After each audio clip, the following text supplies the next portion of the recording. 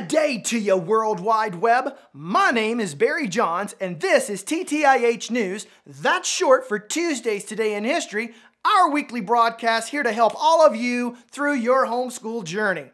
Now, this is not just for homeschool. No, not at all. This is for everyone, so sit back and enjoy. The date, May 19th. Wait, what? What day is it? Hey, Andrea, is today really May 19th? Yes, Barry. But wait, my birthday is May 19th. When's the party? Patience, Barry. I love parties. I can't wait. Okay, so did you know that May 19th has been a very busy day in history? I used to like hanging out with these cool cats. Speaking of cats, they had them really big ones too, and elephants and lions and tigers and bears, oh my! Okay, so I got a little off track. So kicking it back into gear, back in the year 1884, the Ringling Brothers opened up a small circus in their hometown of Barbaroo, Wisconsin. Barbaroo, no wonder they had a wacky name. By the early 20th century, they had transformed it into the Ringling Brothers and Barnum and Bailey Circus. They may not be around today, but when I was a kid, it was pure amazement. Hey, Andrea, you got a story about some 30-year war. What's going on? Well, Barry, there was a war that lasted for 30 years called the 30 Years' War. The battle was between Spain and France, and in this battle, the French army, who was led by Louis II de Bourbon, defeated the Spanish. This was particularly significant as the battle ended Spain's military position of power in all of Europe. Coincidentally, in that same year of 1643, delegates from 4 New England colonies, Massachusetts Bay, Plymouth, Connecticut, and New Harbor, met to form the United Colonies of New England.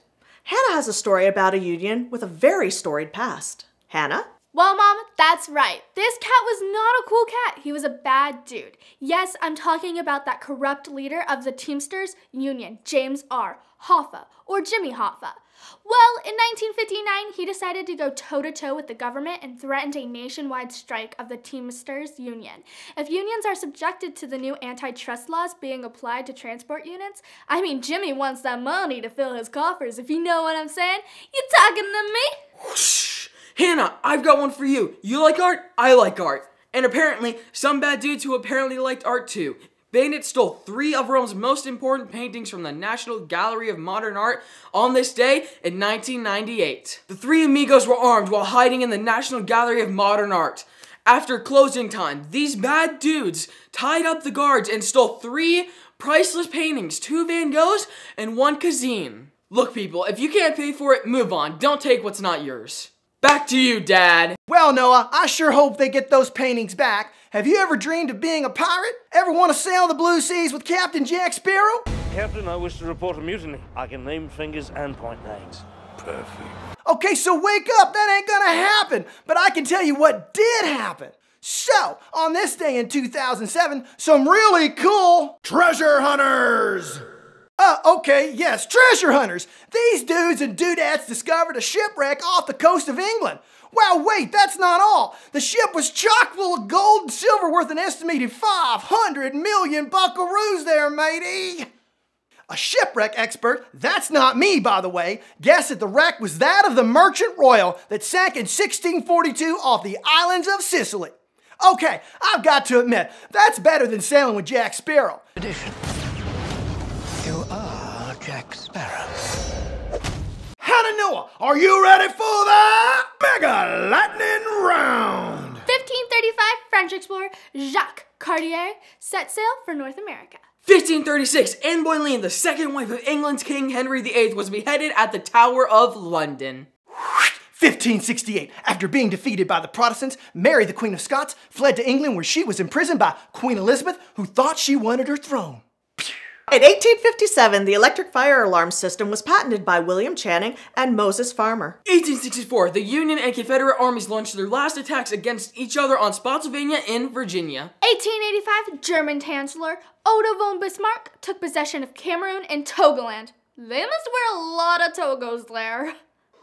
Slow down, people. We are all out of breath at this point. No, we're not. Here we go, round 2. Let's get this party started. Marilyn Monroe performed a sultry rendition of Happy Birthday for President John F. Kennedy on this day in 1962. The event was part of a fundraiser at New York's Madison Square Garden. 1981, the Empire State Building was designated a New York City landmark. In 1992, the 27th Amendment to the U.S. Constitution went into effect. The amendment prohibits Congress from giving itself a midterm pay raise.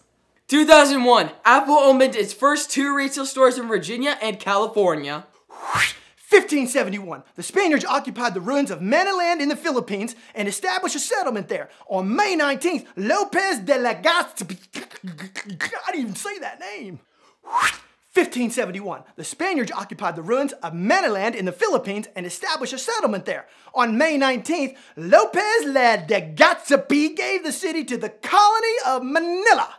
So take that and shove it in your Manila, buddy. Deep dive. Each week I select one topic of the newscast where I provide various materials and references for you to take a much deeper dive into the subject. So this week's deep dive lesson where your homeschool family can dive deeper into the fascinating subject is Thomas Edison. So let's get to the story. Although today's deep dive topic is a short one, I've included links below where you can dive much deeper into the fascinating subject of Thomas Edison. The links to the deep dive can be found in the comments section of this video on YouTube, as well as our website, www.homeschool-today.com.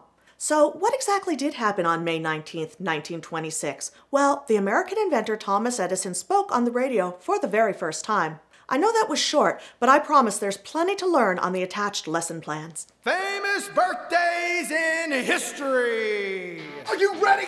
In 1795, U.S. millionaire and merchant and investor, that was busy, Johns Hopkins, best known for his large donations, it founded Johns Hopkins University and Johns Hopkins Hospital. The guy was born on my birthday, isn't that great? 1925, African-American leader Malcolm X was born. Hey, hey, hey! 1860, Vittorio Orlando, an Italian statesman and prime minister during World War #1, was born. 1964, my dad, Barry Johns, was born in Lexington, Kentucky.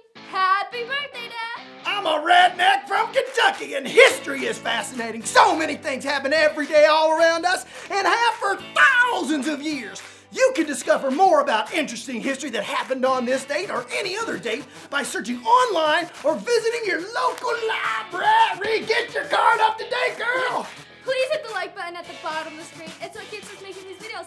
And don't forget to It's called subscribe, you dang it! Keep going! And don't forget to hit that subscribe and hit the bell so you'll be among Just hit the buttons!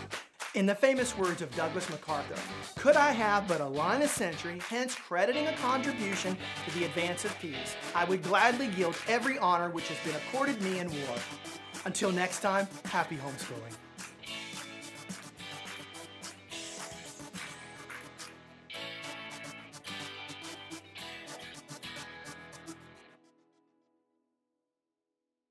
Blackbeard.